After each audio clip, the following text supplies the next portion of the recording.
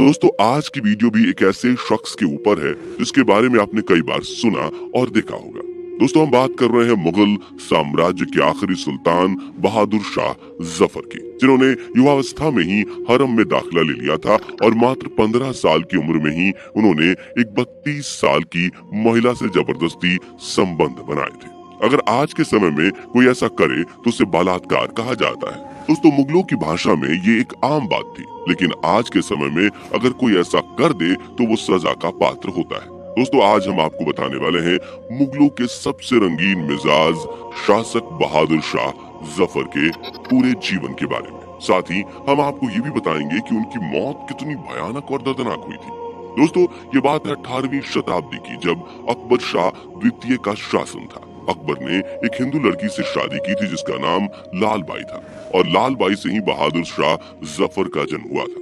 जब 28 सितंबर 1837 को अकबर की मृत्यु हुई तो अकबर की जगह उसके बेटे बहादुर शाह जफर को मुगल सल्तनत का अगला सुल्तान घोषित कर दिया गया था, क्योंकि उस समय तक अंग्रेजों ने भारत में ईस्ट इंडिया कंपनी की वजह से काफी पकड़ बना ली थी और भारत की भूमि का काफी हिस्सा उनके कब्जे में आ गया था। 18वीं शताब्दी में ब्रिटिश और मुगलों के सिवाय कोई और मजबूत दावेदार नहीं बचा था। अंग्रेजों ने धीरे धीरे भारत में फूट डालो और राज करो की नीति अपनाई थी, जिसके तहत वो दो से अधिक राज्यों को आपस में लड़ाते थे और बाद में दोनों ही राज्यों के ताकतवर लोगों को मारकर वो राज्य हड़प लेते थे।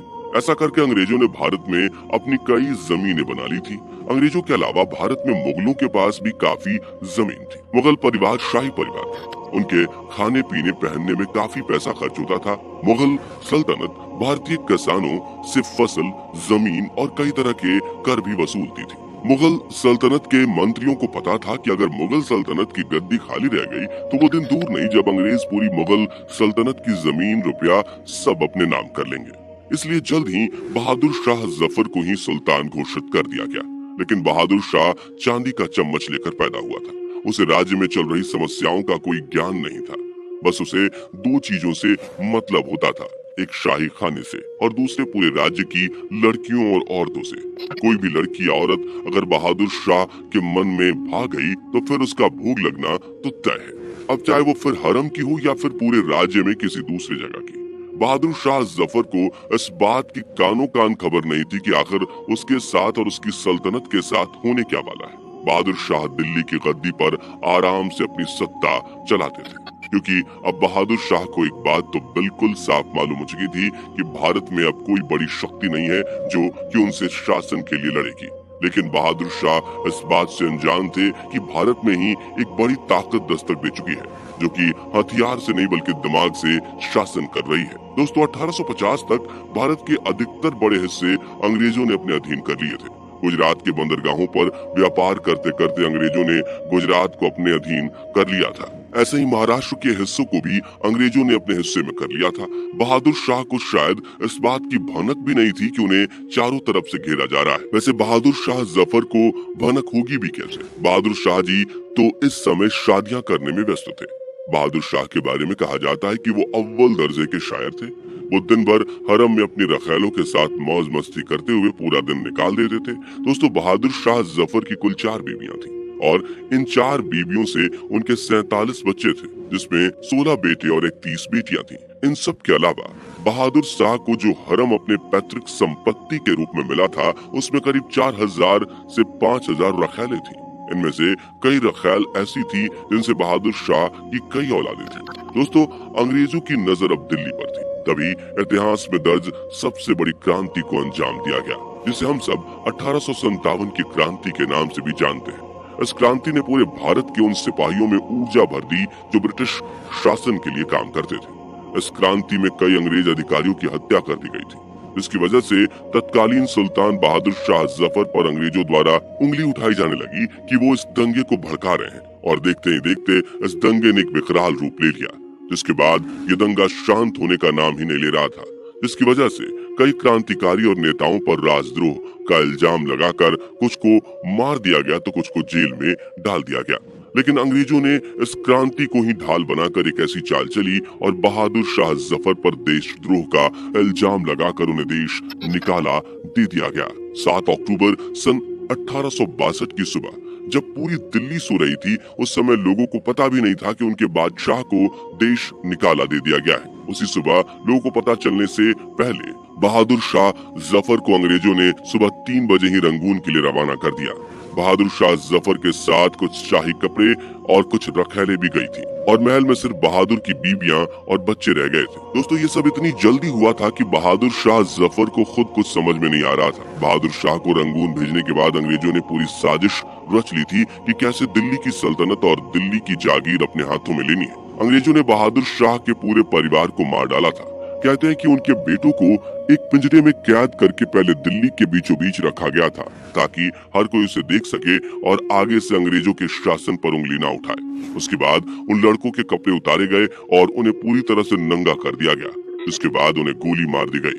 दोस्तों ये इतिहास की वो हकीकत है जो आपने अभी तक किसी किताब या किसी यूट्यूब चैनल पर नहीं सुनी होगी। इसके बाद बहादुर शाह जफर की बीवियों को भी मार दिया गया।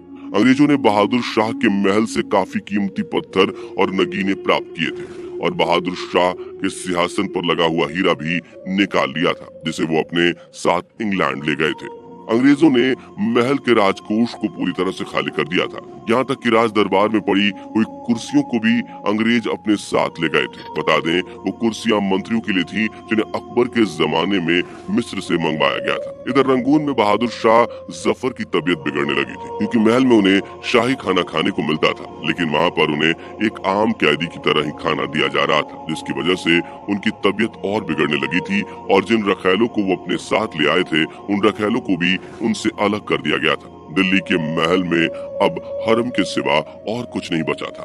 हरम में भी अंग्रेजों ने जवान लड़कियों को चुनकर अलग कर दिया और जितनी भी 30 साल से ऊपर की औरतें थी या बूढ़ी महिलाएं थी उन्हें गोली मार दी गई थी। कहते हैं कि उस दिन दिल्ली में करीब 500 से 700 के बीच औरतों को मारा गया था। महल से निकलने वाली नाली का पानी पूरी तरह से लाल हो गया था और बाकी बची जवान लड़कियों को अंग्रेजों ने अपने अधीन कर लिया था जिनके साथ वो अपने समय अनुसार मजे लिया करते थे और जो लड़की उन्हें मना करती उन्हें वो सीधा फांसी पर चढ़ा देते थे। लेकिन इनमें से कुछ लड़कियां ऐसी थी जो हरम में रहने के बावजूद भी अपने ईमान की पक्की थी। उन्होंने कहा था कि अगर बहादुर शाह जफर के अलावा हमारे शरीर को कोई दूसरा शख्स हाथ लगाएगा तो हम मर जाएंगे। जिसके बाद अंग्रेजों की तरफ से उन्हें फांसी पर चढ़ाने का हुक्म दिया गया लेकिन उससे पहले ही उन्होंने आत्महत्या कर ली। जिसके बाद लड़कियों की तादाद कम हो गई जिसकी वजह से बची हुई हरम की लड़कियों पर अंग्रेजों ने और ज्यादा बर्बरता दिखाई। अब एक लड़की के साथ करीब 10-10 अंग्रेज हम बिस्तर होते थे और उन्हें खाने को कुछ भी नहीं देते थे जिसकी वजह से कुछ तो भूख से मर गई थी। कहते हैं कि वो एक बहुत भयानक समय था। किसी ने नहीं सोचा होगा कि भारत में अपनी पकड़ बनाने वाला ये मुगल साम्राज्य इस तरह से टूटेगा। दोस्तों बता दें कि अंग्रेज बहादुर शाह जफर के सारे बच्चों को नहीं मार पाए थे क्योंकि उनके बच्चों में से 2 बच्चे भाग गए थे जो कि बाद में कसाई की दुकान में काम करने लगे थे और उन्होंने ही दिल्ली में मुगल वंश को आगे बढ़ाया था। लेकिन बाद में मुगल उतने रईस नहीं रह गए थे। कोई रिक्शा चलाकर अपना गुजारा करता था तो कोई साइकिल के टायर में पंचर लगाकर अपने परिवार का पेट भरता था। दोस्तों बता दें कि बहादुर शाह जफर का अंतिम समय भी बहुत भयानक था। उन्हें भी मौत बड़ी मुश्किल से आई थी। रंगून की जेल में बहादुर शाह ने बड़ी मुश्किल से दम तोड़ा था क्योंकि वो औरतों के आदी थे और जेल में उन्हें औरतें तो क्या ठीक से खाना भी नहीं मिलता था और तो और उनके एक पैर में चोट के कारण कीड़े पड़ गए थे जिसकी वजह से वो अक्सर ही अंग्रेजों से कहा करते थे कि मुझे मार दो, मुझे अब नहीं जीना। लेकिन वो ऐसा नहीं करते थे। बता दें जेल के अपने अंतिम दिनों में उन्होंने अपनी अंतिम इच्छा जाहिर की थी। उन्होंने बोला था कि उनके हरम में मौजूद रुखसाना नाम की महिला को एक रात उनके पास भेज दिया जाए लेकिन अंग्रेजों ने इस बात को सुनकर अनसुना कर दिया था। इस रात बहादुर शाह जफर बिना खाने के ही सो गए थे और इसके बाद उन्होंने अपनी आंख कभी नहीं खोली जिसके बाद उन्हें जेल के पीछे दफन कर दिया गया था। दोस्तों जो मुगल एक समय में भारत पर अपना वर्चस्व लहराते थे उनके बारे में किसी ने कभी सोचा भी नहीं होगा कि उनके ही किसी सुल्तान का हाल इतना बुरा होगा। दोस्तों बता दें कि बहादुर शाह जफर को इतिहास में कायर सुल्तान भी कहा जाता है क्योंकि उन्होंने भारत के अंग्रेजों से लड़ने की जरा सी भी कोशिश नहीं की थी। अगर बहादुर शाह जफर चाहते तो अंग्रेजों से लड़कर उन्हें चुनौती दे सकते थे क्योंकि उनके पास एक कुशल सेना थी जिसको अकबर के द्वारा ट्रेनिंग दी गई थी। लेकिन बहादुर शाह जफर ने बिना लड़े ही हथियार डाल दिए थे और लड़ने के बजाय वो औरतों के ख्याल में ही डूबे रहते थे। लेकिन हरदम औरतों के ख्याल में डूबे रहने वाले बहादुर शाह जफर अंत में अपनी किसी भी बीवी की शक्ल तक नहीं देख पाए। बीवियों की तो छोड़िए, अंत में अपने किसी बच्चे से भी नहीं मिल पाए थे। दोस्तों, इतिहासकारों के मुताबिक मुगलों का असली अंत लगभग यही हो चुका था और उनका अंत ऐसा हुआ जैसे किसी कुत्ते का होता है। और इसके बाद जो मुगल बचे उन्होंने बिल्कुल ऐसी ही जिंदगी जी जैसे कोई आवारा कुत्ता जीता है। और कुछ छुटपुट मुगल आज भी ऐसी ही जिंदगी जी रहे हैं, जो सरकारी पेंशन के जरिए अपनी बची कुछ जिंदगी काट रहे हैं। उदाहरण के लिए प्रिंस याकूब हबीबुद्दीन को ही ले लीजिए। बता दें कि कुछ सालों पहले इन्होंने ताजमहल समेत कई ऐतिहासिक इमारतों पर अपना दावा ठोका था और इंडियन गवर्नमेंट पर केस भी फाइल कर दिया था। लेकिन ताजमहल तो इन्हें नहीं मिला, लेकिन हाँ, इन्हें सरकारी पेंशन जरूर लग गई, जिसके सहारे आज ये अपनी जिंदगी काट रहे हैं। दोस्तों, कई बुद्धिजीवियों का कहना था कि जिस तरह मुगलों ने छल से भारत में मुगल साम्राज्य की स्थापना की थी, उसी तरह छल के साथ अंग्रेजों ने मुगल सल्तनत को भारत से उखाड़ फेंका और मुगल वंशजों को भीख मांगने पर मजबूर कर दिया। कहते हैं कि मुगल काल की लड़कियां जो कि किसी तरह से बच गई थी, उन्होंने बाद में अपना पेट पालने के लिए अपने जिस्म का धंधा किया था और इसी में अकबर की पोती और बहादुर शाह जफर की बेटी भी शामिल थी। दिल्ली में बना जीबी रोड मुगल काल की ही निशानी है। तो दोस्तों, ये थी मुगलों के अंत और मुगलों के आखिरी शासक बहादुर शाह जफर के अंत की कहानी। आपको कैसी लगी नीचे कमेंट करके जरूर बताएं। जाने से पहले वीडियो को लाइक शेयर जरूर करें और ऐसी और वीडियोस के लिए इस चैनल को सब्सक्राइब और बेल नोटिफिकेशन को भी जरूर ऑन कर लें। धन्यवाद।